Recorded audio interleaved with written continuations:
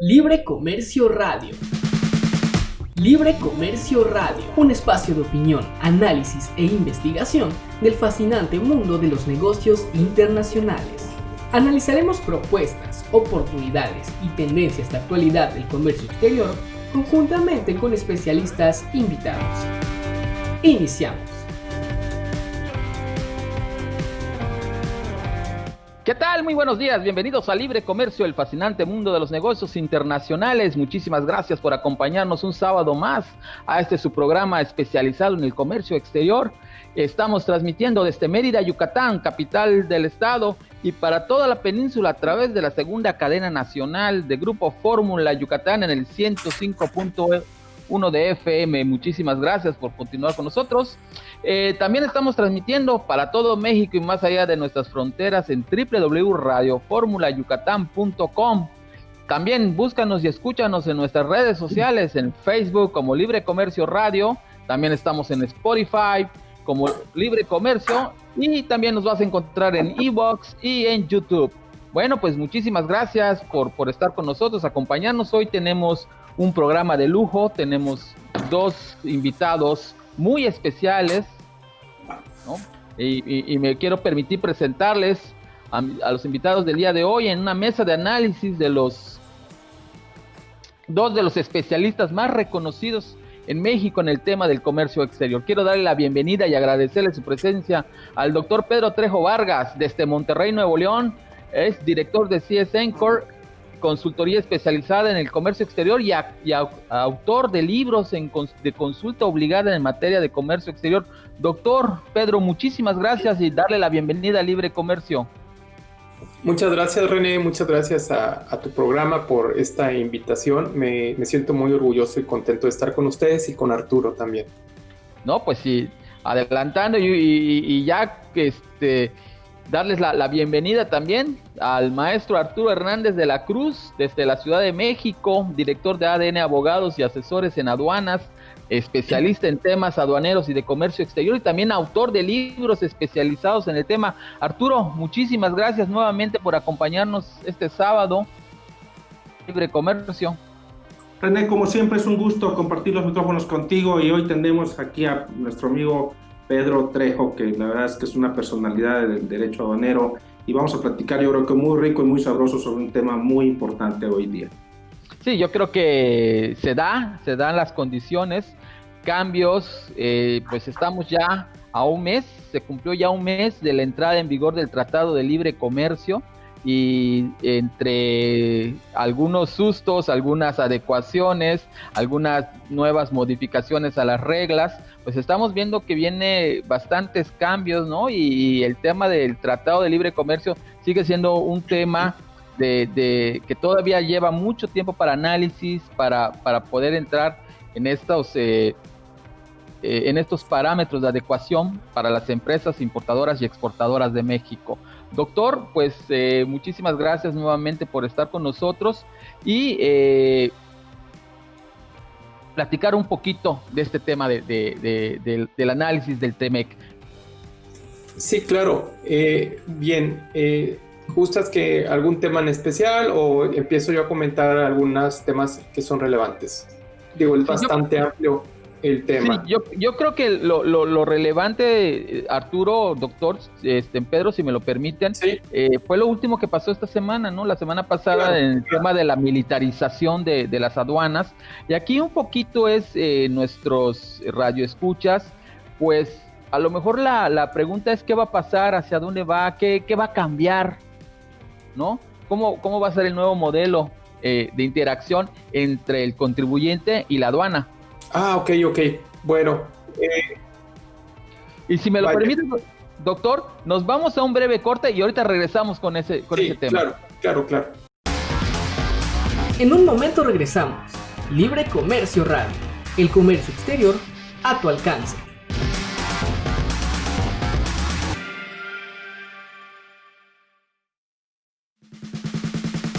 Sigue disfrutando de Libre Comercio gracias a Ingenio, Instituto Generador de Negocios Internacionales. Bien, pues ya estamos de vuelta. Muchísimas gracias por continuar con nosotros en Libre Comercio. Con el doctor Pedro Trejo de Encore Consultores y con el maestro Arturo Hernández de ADN Abogados desde la Ciudad de México y desde Monterrey, Nuevo León. Doctor, le preguntaba el tema sobre la militarización. Muchos de nuestros radioescuchas y de nuestros amigos nos han preguntado hacia dónde va este tema de militarización, más que nada en el contexto de cómo vamos a la interacción entre el contribuyente, el usuario de aduanas y obviamente ya la nueva figura en la administración.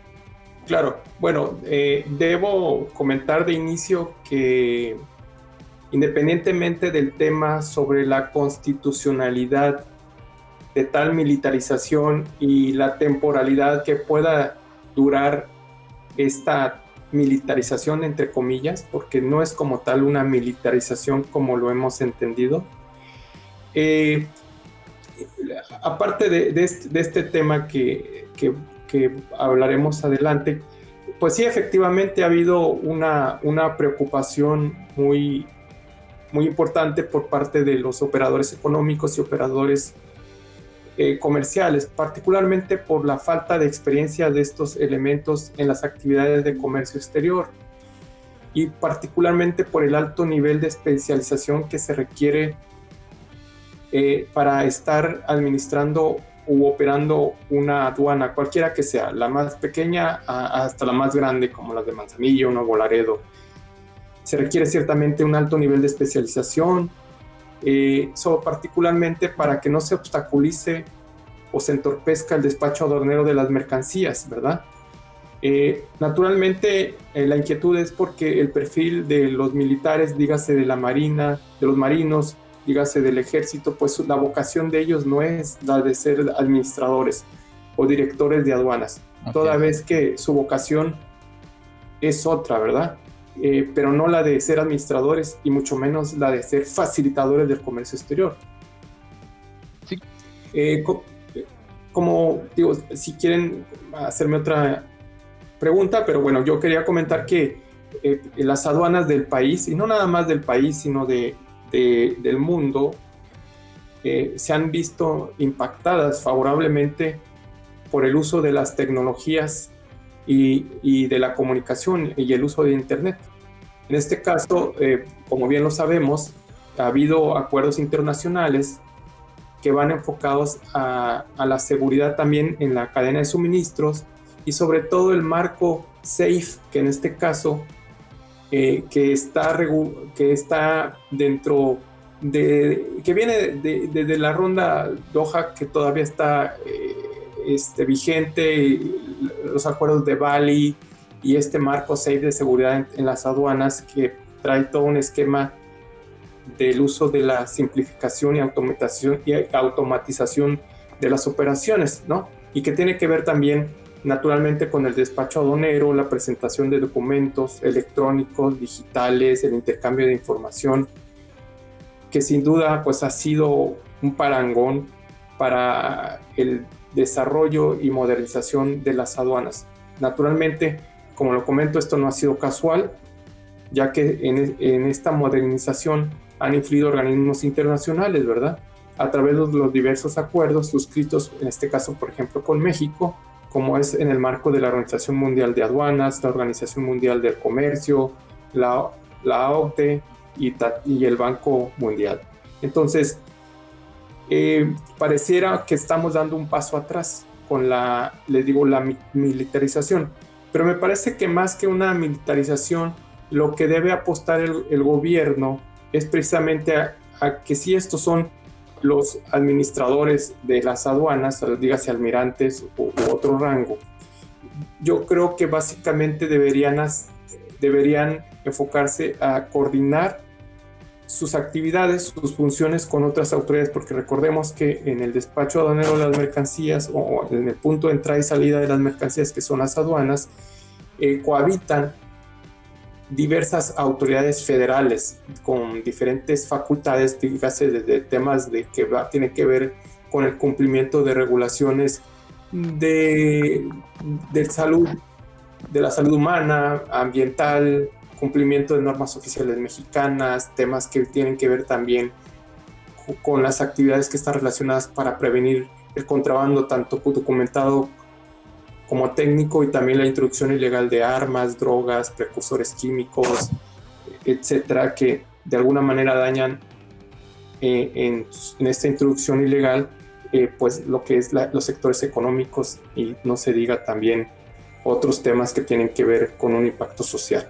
Excelente. Oye, Mi estimado René, me dejas tratar de empatar. Me parece muy interesante lo que Pedro nos anota, todo este marco en el que nos desenvolvemos en el sistema aduanero.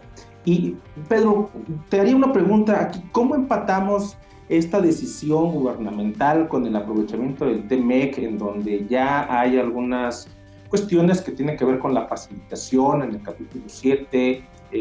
¿Cómo empatamos el despacho conjunto? ¿Cómo empatamos lo que ya se ha hecho con la certificación OEA, con los carriles FAS, o todo utilización de tecnología, como bien lo comentabas? ¿Cómo le hacemos, o cuál es tu opinión, por dónde iríamos para tratar de que sin menoscabar la decisión que se tomó de parte del gobierno federal en México, podamos cumplir con el tema de facilitación que se pactó en el TMEC?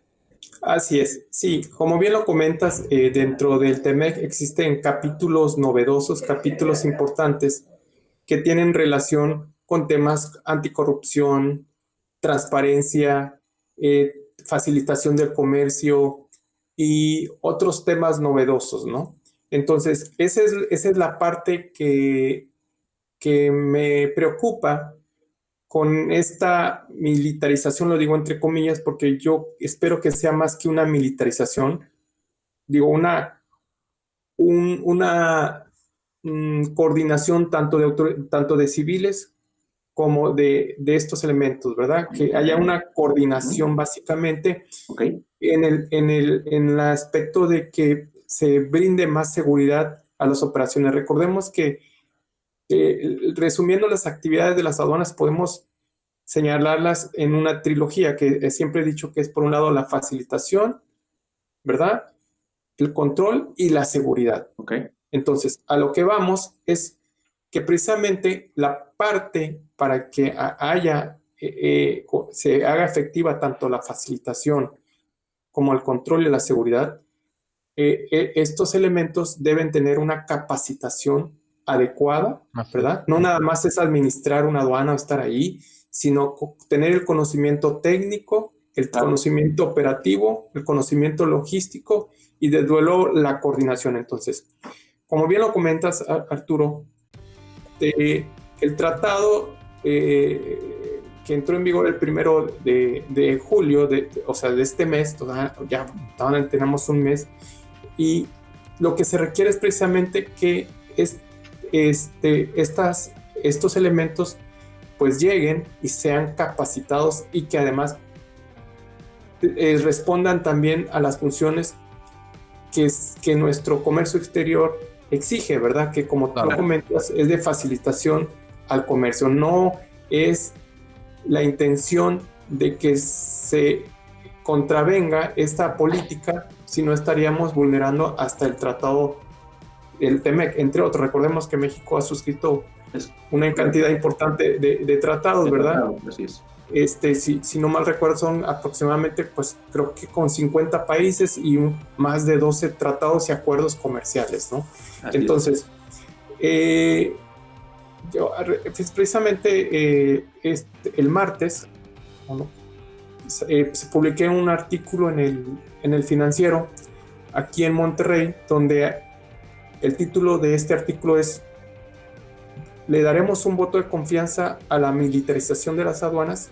En este sentido, obviamente manifiesto que pues me parece que es una decisión no adecuada. ¿Por qué? Porque siempre he visto, y yo fui funcionario de aduanas muchos años, que en México existe personas, profesionistas, servidores públicos capacitados, con conocimientos, incluso muchos de ellos pues con especialidades, con maestrías, con doctorados. Entonces, y naturalmente que también es importante, y como siempre se ha dicho, que se establezca un servicio aduanero profesional de carrera. Entonces, Así es. Entonces, esta parte, que es la parte de coordinación donde debe haber civiles, debe ser apoyada, pero por los militares, ¿no? O sea, quien deben tomar las decisiones, pues son los civiles, naturalmente. Entonces aquí el tema del por qué esta decisión considero yo que ha sido por el tema de la organización, de las organizaciones criminales, ¿no? Entonces básicamente es por eso donde pues el administrador está, o como comúnmente dicen, dinero o plomo, ¿qué es lo que quieres, verdad? Entonces los obligan, ¿no? Pues yo conozco casos de que han secuestrado funcionarios, entonces también por esa parte yo le doy ese voto de confianza, pero vamos a ver qué va a pasar, ¿verdad? Pero vamos a ver el tiempo nos dirá. Confianza, dices, Pedro. Vamos a ver. Sí, el tiempo nos dirá si esta decisión fue la más acertada, pero debe ser acompañada de otras políticas que las platicamos más adelante. Excelente, nos vamos a un breve corte y regresamos. En un momento regresamos. Libre Comercio Radio, el comercio exterior a tu alcance.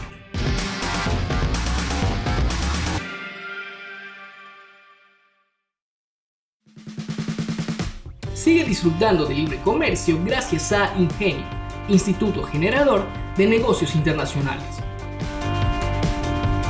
Bien, ya estamos de vuelta en Libre Comercio. Estamos platicando con el doctor Pedro Trejo y con el maestro Arturo Hernández. Arturo, ¿qué te parece todos estos cambios, ¿no? Y tú le tenías una pregunta interesante al doctor. Pues sí, yo le tengo muchas preguntas, así que Pedro, te voy a hacer muchas preguntas. Okay. Sobre todo como un experimentado de esto del comercio exterior, Sí. ¿cómo ves el tema? ¿Qué hay cómo ves el tema, el capítulo, por ejemplo, el capítulo 4 de reglas de origen? ¿Cómo quedó? Sí, claro. Mira, de entrada te puedo comentar que el capítulo 4 habla sobre reglas de origen.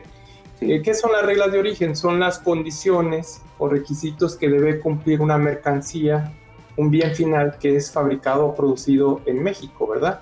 Y que cumple con esa regla que va a determinar si, una vez cumplida, goza de trato preferencial al ser ese producto o ese bien final importado, por ejemplo, en Estados Unidos, o al revés, que si es importado por México y es producido en Estados Unidos o Canadá, ¿no?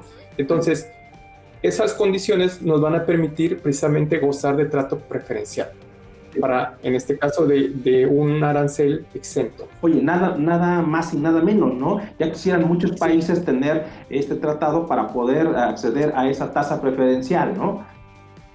Sí, fíjate que sí, es un tema precisamente, a esto me dedico. Hoy tuve desde ayer, una consulta con una empresa, con un cliente que se quieren traer de China a México la producción de, por ejemplo, voy a decir otro producto, ¿verdad? Por ejemplo, de luces de luces, ¿no? Para los arbolitos de Navidad, ¿no? Sí. Entonces, por ejemplo, este bien cumple con una regla que consiste en un salto arancelario, es decir, los insumos, partes o materiales, dígase, por ejemplo, las partes de plástico, ¿no? Esas luces,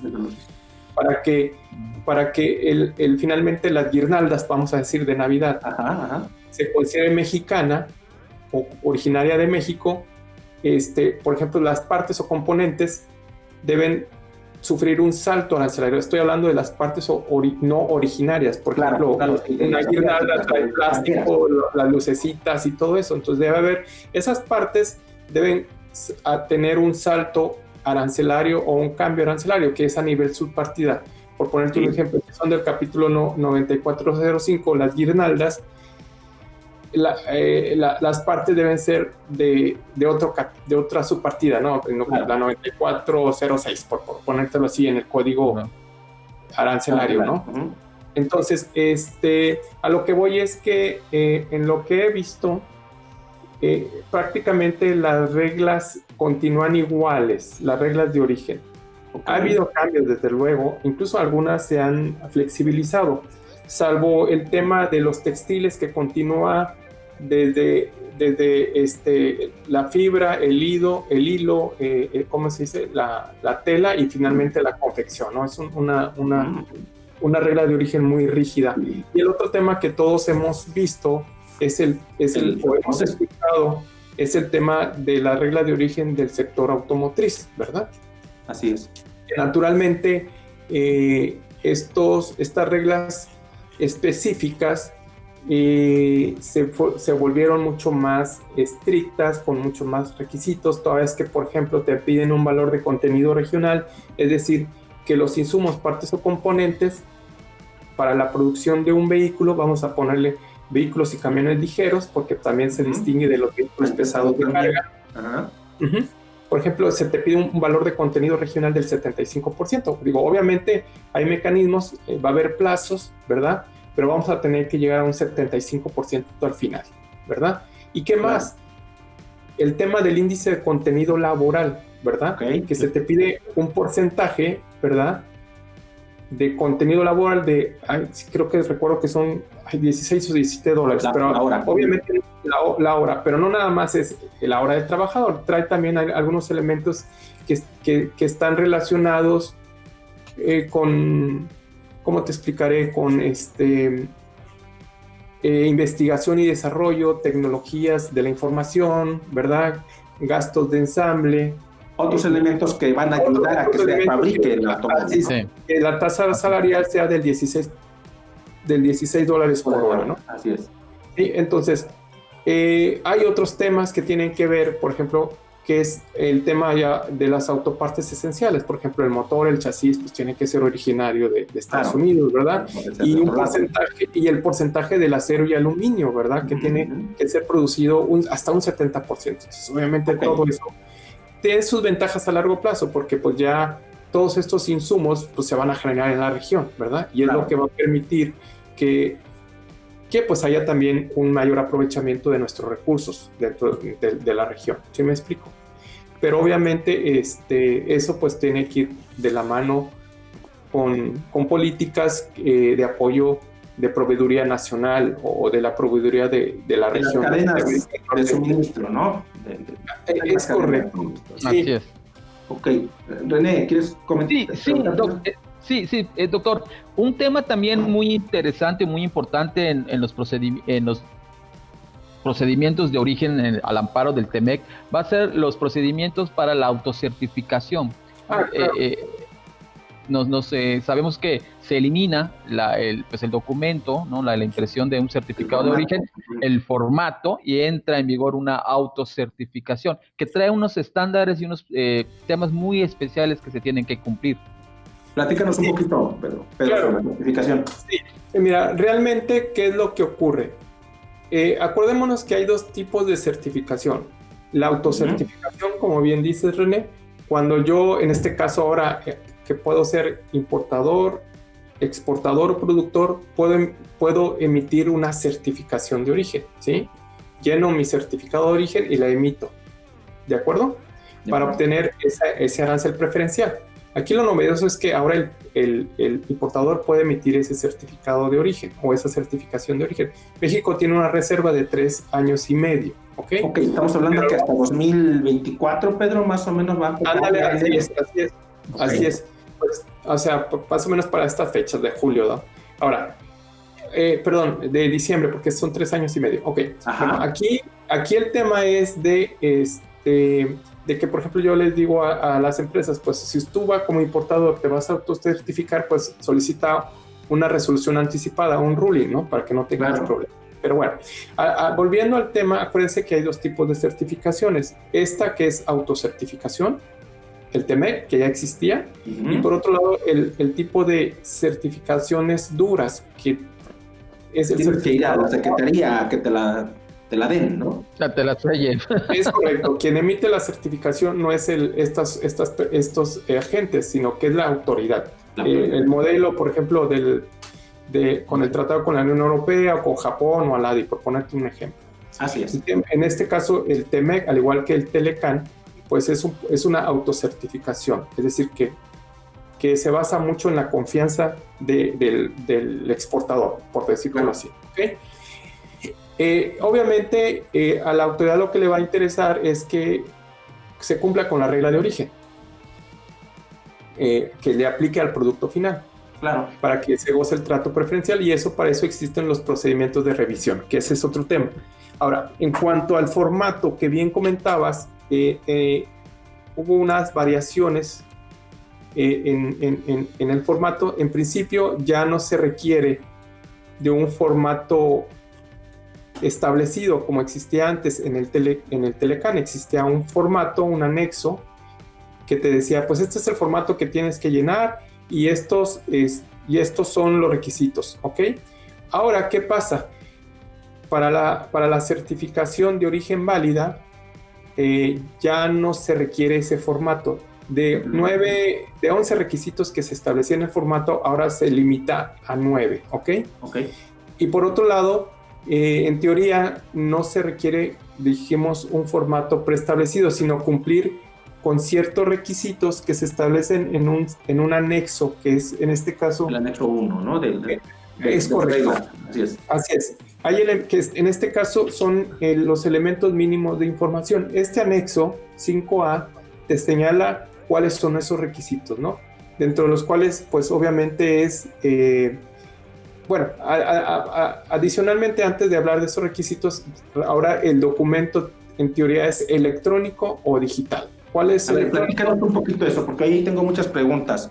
Lo voy a poder firmar yo con mi fiel, con mi sello digital, cómo lo firmo. Esas son las preguntas que luego quedan. Está muy padre la regla, está muy padre, pero ¿cómo vamos a avanzar hacia de aquí a diciembre del 2023, ¿no? Para ya estar el 30 de diciembre, casi estoy seguro, nuestros amigos, espero que no.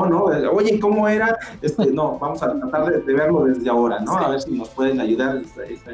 Claro, rápidamente. Mira, sí. En principio, el TEMEC dice que es un documento electrónico, pero las reglamentaciones uniformes ya te hablan que puede ser un documento electrónico o digital.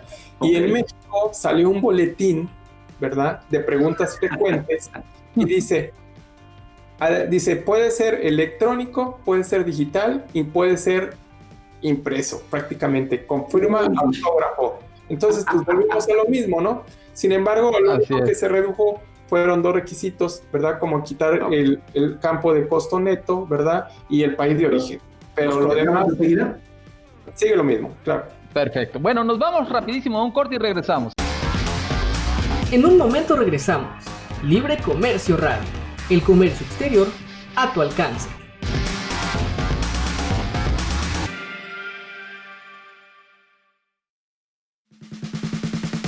Sigue disfrutando de libre comercio gracias a Ingenio, Instituto Generador de Negocios Internacionales. Bien, ya estamos de vuelta. Muchas gracias por continuar en Libre Comercio, el fascinante mundo de los negocios internacionales. Y bueno, pues ya en este último bloque estamos platicando con el doctor Pedro Trejo y con el maestro Arturo Hernández. Doctor, estábamos platicando un poquito de los temas del origen, de las reglas de origen, y un poquito hablar de cuáles son esas de información que se requieren ya para una certificación, una autocertificación de origen. Sí, claro, mira, hay un anexo 5A del TEMEC, del capítulo 5, y te habla que, pues básicamente no se requiere un formato, ¿verdad? Como habíamos dicho. Incluso por ahí hay circulando varios formatos, ¿no? Yo creo que todos son válidos naturalmente, siempre y cuando se cumpla con estos elementos mínimos de información para la certificación de origen. Por eso es que ya no se llama certificado de origen, sino una certificación de origen, ¿no? ¿Y qué datos debe traer? Obviamente que ya dijimos que la certificación puede ser emitida por un importador, un exportador o un productor. Ya Estados Unidos lo está haciendo, salvo nosotros con el importador. Entonces, aquí hay que indicar quién es el que está certificando, es decir, quién está emitiendo la certificación de origen, ya sea el exportador, el productor o el importador, ¿verdad? Básicamente. Entonces, en el formato, bueno, en estos requisitos, pues te piden naturalmente señalar el nombre, cargo, dirección, número de teléfono y de correo del certificador, dígase de la empresa, ¿verdad? Pero déjame hacerte una pregunta ahí. ¿Quién consideras tú que es el más indicado en una empresa que manufactura? ¿El representante legal, el contador, el de producción? ¿Quién será el más adecuado? Sí, mira, aquí hay que distinguir lo que es el certificador, ya sea la empresa acuérdate que, por ejemplo, si yo voy a hacer una compra de importación de una mercancía originaria y procedente de Estados Unidos y quiero aplicar en México un arancel exento, conforme al TEMEC, pues tengo que traer un certificado de origen. Ese certificado de origen tiene que ser emitido por un certificador. ¿Quién es el certificador? Es el exportador, por ejemplo. Uh-huh. A lo mejor él no es el productor, pero el productor emite un certificado de origen de productor, se lo da al comercializador y ese es el que va a exportar. Él emite a su vez un certificado de origen con base en la certificación que le dio el productor. ¿Estamos de acuerdo? De acuerdo. Entonces, de acuerdo. Y yo como importador lo debo tener en mi poder al momento de hacer la importación para gozar de ese trato preferencial. Entonces, aquí cuando nos referimos al certificador es, por ejemplo, al exportador. ¿Por qué? Okay. Y por otro lado, ese exportador tiene un representante legal. Uh-huh. Es el que firma y autoriza la emisión de ese certificado. ¿Estamos de acuerdo? Sí. Entonces, se tiene que poner la fecha y la firma. Aquí es muy importante señalar que hay que asentar dos fechas, la fecha de la firma y la fecha de validez del certificado o de la vigencia, ¿verdad? Acuérdate que, por ejemplo, si hoy es 29 es sábado, ¿verdad? Sábado, vamos a ponerle, es 1, ¿verdad? Okay. 1 de agosto, ¿así es? Exacto. Entonces, supongamos que se emite un certificado, vamos a poner una fecha hipotética, con fecha de lunes 3, ¿no? Entonces, el certificado puede amparar un embarque o varios embarques en un periodo de 12 meses. Es decir, puede ser, aquí no te dice que sea ejercicio fiscal, ¿verdad? Pero, por ejemplo, puede ser de 6 meses. Puede ser de julio 3, agosto, septiembre, octubre, noviembre, diciembre, hasta enero. Hasta enero 3. Hasta enero 3, enero 2 o enero 3, como sea. Entonces, aquí puede amparar varios embarques, o sea, importaciones de mercancías, vamos a llamarle así, naturalmente idénticas, ¿verdad? Claro. Entonces, aquí es el representante legal. Entonces, la fecha, por lo menos que ampare es la vigencia, pues tiene que ser por lo menos en la misma fecha o posterior al periodo de los embarques. ¿Sí me explico? A la fecha en que se van a hacer las importaciones de estos embarques. Es decir, tú no puedes poner la vigencia de un certificado con fecha anterior a la firma. ¿Sí me explico? Claro. Y bueno, aquí el tema es de que pues la autoridad tiene 4 años para ejercer facultades de comprobación. Pero bueno, ese es otro tema. A lo que voy es que, como lo comentabas, Arturo, a lo que voy es que quien va a emitir el certificado va a ser cualquiera de estos 3 sujetos, ya sea el exportador o el productor al exportador o el importador. Ok, perfecto. Y quien firma, pues, es el representante legal, en este caso. Entonces, estos datos son importantes, pero otro de los datos relevantes es el criterio de origen. Aquí es donde, conforme al artículo 4.2 del TEMEC, vamos a ver si es el criterio, ahorita les digo cuáles son, el A, el B, el C o el D, dependiendo de la regla de origen que le aplique. Por ejemplo, 2 reglas de origen. Si son, por ejemplo, vamos a suponer que voy a exportar limones o naranjas, pues son originarias bajo el criterio A, que son bienes totalmente obtenidos o producidos, ¿verdad? Productos de la cosecha. ¿Sí? De la cosecha, así es, de la obtención completa. De granos, etc. Ahora, ya existe un criterio, vamos a llamarle así, B, que es precisamente ya son reglas específicas. Pero aquí la característica es que hay insumo, es un producto o bien final que contiene insumos, partes o componentes no originales. Por ejemplo, que trae bienes asiáticos.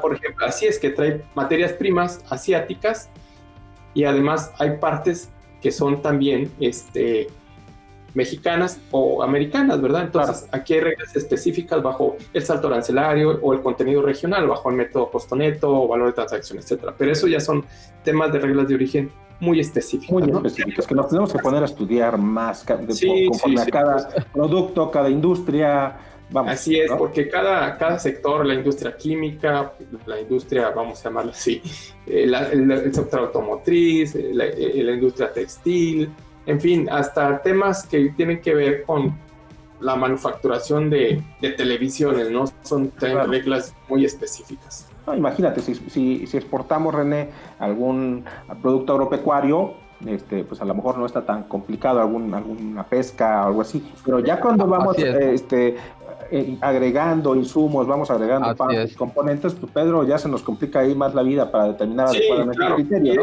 Así es. Sí, claro. Y es aquí donde debemos, como empresas, generar o establecer una estrategia para que nuestro producto cumpla, y haciendo incluso uso de otras instancias, por ejemplo, el de minimis, que es haz de cuenta que es un colchoncito del 10%, ¿verdad? Uh-huh. Sobre un insumo no originario, pues lo puedes considerar hasta 10% del valor total de la mercancía producida en un 10% como originario, ¿verdad? Por ponerte así un ejemplo burdo, ¿no? Perfecto. Y hay muchos temas, ¿verdad? Que van desde el tema del tránsito, del transbordo, pues temas de acumulación, ¿verdad? De bienes producidos en la región. Y el tema pues ahora tema también interesante de los bienes remanufacturados. Bien, ¿no? Excelente, doctor. Y pues abundando un poquito más sobre estos temas de origen, ¿cómo ve usted el panorama ya en relación a la empresa mexicana, ¿no? Todo este tema ya que ya entró en vigor, ¿no? Sabemos que hubieron muchísimas interrogantes, muchísimas preguntas. Creo que poco a poco el empresario mexicano se ha adecuado, ¿no? A estas nuevas reglas de operación. Y creo que algo también muy importante, Arturo, si me lo permites, es el tema de facilitación aduanera, ¿no? Y eso viene un poco vinculado al tema que abordamos al principio del programa sobre la militarización y hacia dónde van estos esquemas de facilitación aduanera que pues ya deben estar en vigor, ¿no? Ya deben de haber entrado, pero mucha gente desconoce, ¿no? Mucha gente no sabe cuáles son estos factores de facilitación. Tienes razón, René. A ver, Pedro, sí, si lo ponemos así en términos muy técnicos, a lo mejor la gente se va a espantar y va a decir, no, pues está bien complicado el tratado, ¿no? O sea, está bien complicada la regla de origen, la certificación, que si minimis y todo, pero bueno, eso es un tema que sí hay que estudiar, no es un tema fácil, pero sí es un tema que tenemos que estudiar. Pero platícanos un poquito, a tu criterio, a tu gusto, de la revisión que ya hiciste del tema 7, el capítulo 7 del TEMEC, ¿cuáles serían los aspectos relevantes que se pusieron en este capítulo para facilitarle la vida al importador de México hacia Estados Unidos y al revés, también al de Canadá para atraer a Estados Unidos o a México sus productos y el de Estados Unidos para poder exportar a sus otros dos socios comerciales? Sí, claro. Mira, te voy a comentar que efectivamente hay un capítulo de facilitación en el TEMEC, así como hay otros que comentamos novedosos, temas de anticorrupción, el comercio electrónico, etcétera. Este capítulo nuevo se basa en el acuerdo de facilitación de comercio de la Organización Mundial de Comercio, de la OMA, ¿verdad? Así. Y el cual, México forma parte y lo ha suscrito. Y en este caso, este acuerdo y también el del TEMEC, pues su propósito es facilitar y agilizar el despacho de mercancías, ¿verdad? Otorgando transparencia también a los procedimientos administrativos o trámites que se hacen en las aduanas. ¿Con qué propósito u objetivo? Pues naturalmente de reducir los costos de las operaciones aduaneras, ¿verdad? A través de una rápida circulación de mercancías, de cruce de mercancías en las fronteras, ¿verdad? Y naturalmente facilitando el control de la cadena logística. Y aquí tiene que ver, pues, a ver, y la militarización, ¿qué onda con esto? ¿Se va a cumplir o no se va a cumplir, verdad? Claro. Entonces, los compromisos que se establecieron eran de coordinación, es también de coordinación entre los organismos, ¿verdad? Que intervienen en los cruces para promover la adopción de mejores prácticas, ¿no? Y naturalmente, como dijimos, no está peleado el tema de la facilitación y el control y el combate, por ejemplo, a los ilícitos aduaneros, ¿no? Claro. Entonces, Este capítulo, Capítulo pues, 7. capítulo 7 tiene pues precisamente como propósito pues establecer reglas con relación a la cooperación y la facilitación. ¿Qué herramientas encuentras ahí? Herramientas que podamos tener. A lo mejor, por ejemplo, en México tenemos nuestra ventanilla única que se tomó como un facilitador para que el importador hiciera trámites. ¿Encontramos algo por ahí similar, Pedro? Sí, claro, desde luego, pues esta ventanilla única o ventanilla digital que también se prevé en este capítulo, pues viene precisamente de este acuerdo que comentamos, ¿verdad? Uh-huh. Y obviamente también vienen algunos elementos de gestión de riesgos, ¿verdad? Que la intención es adoptar o mantener sistemas de gestión de riesgos eficientes que permitan a las aduanas focalizar la inspección de las mercancías en donde hay un alto riesgo, ¿verdad? O sea, pues el análisis o gestión de riesgos implica que si vas a revisar una mercancía es porque tienes elementos o ya tienes una probabilidad alta bajo este análisis de que vas a encontrar una ilegalidad. No estar parando al que se me antoje o al 10. Sí, imagínate que tienes 10 bolas. Ese sería el tema, ¿no? Sí, imagínate que tienes 10 bolas y tienes 10 importadores, pues no le vas a pegar a todos, ¿verdad? O sea, si tienes 100 y tienes 100 importadores o exportadores y tienes 100 bolitas, pues esas 100 bolitas es para pegarle a los malos, no a los buenos, ¿verdad? Claro, ¿no? Sí, claro. Análisis de riesgo. Exacto. Temas de análisis de riesgo, que bueno, ya México ya venía trabajando con estos modelos, ¿no? Sí, claro. Y bastante, sí. ¿no? Y naturalmente, también este capítulo pues promueve mucho el uso de las tecnologías y la comunicación, el uso de Internet, como bien señalaba, ¿no? El uso de la ventanilla.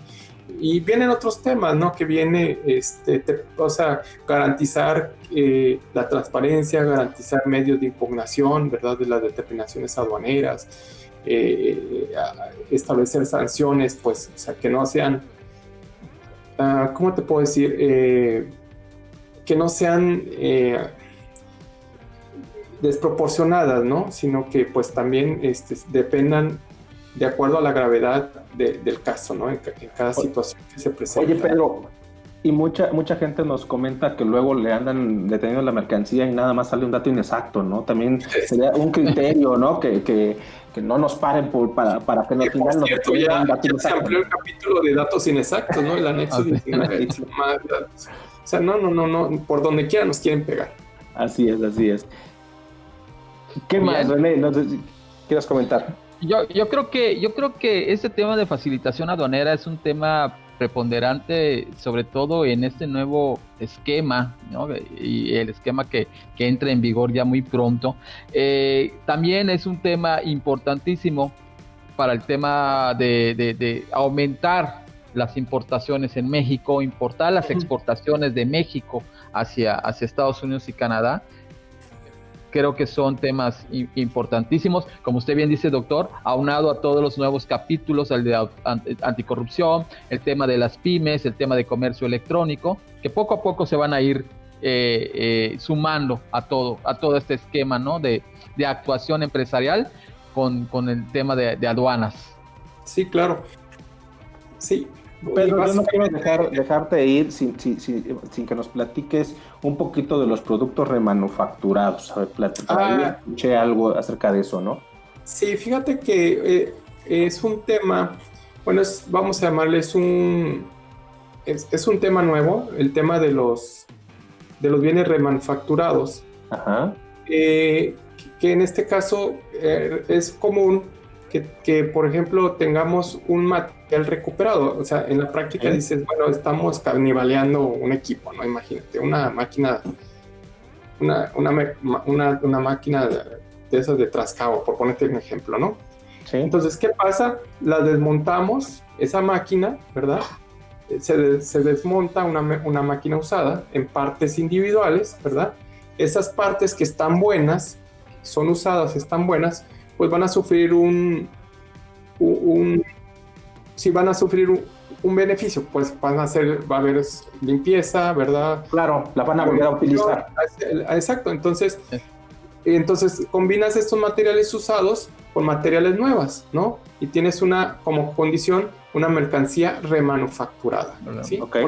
¿sí? Perfecto. Entonces, esta mercancía remanufacturada pues va a ser originaria, ¿verdad? Del TEMEC o de México, pero obviamente pues siempre va a cumplir ciertas condiciones, ¿verdad? Porque excelente. Son para el capítulo 85-90. Perdón, se nos gastó el tiempo, se nos agotó el tiempo, fue un programa excelente. Quiero agradecerle, doctor Pedro Trejo, muchísimas gracias por haber estado aquí con nosotros en Libre Comercio. Sí. Gracias también por haber acompañados. Se fue bien rápido, René, ya ni te quiero interrumpir porque ya sé que estamos saliendo. Pedro, un honor tenerte con nosotros, muchas gracias, saludos hasta Monterrey, a donde estás trabajando muy duro con Encore. René, muchas gracias por la invitación otra vez. No, gracias a ustedes y nos vemos y nos escuchamos la próxima semana. Gracias. Aquí termina Libre Comercio Radio, pero te esperamos la próxima semana para abordar más temas relacionados con el comercio exterior. Contenido y conducción, René Pedrera Manzanilla. Producción general, Ángel Salazar. Este programa fue traído a ti por Ingenio, Instituto Generador de Negocios Internacionales.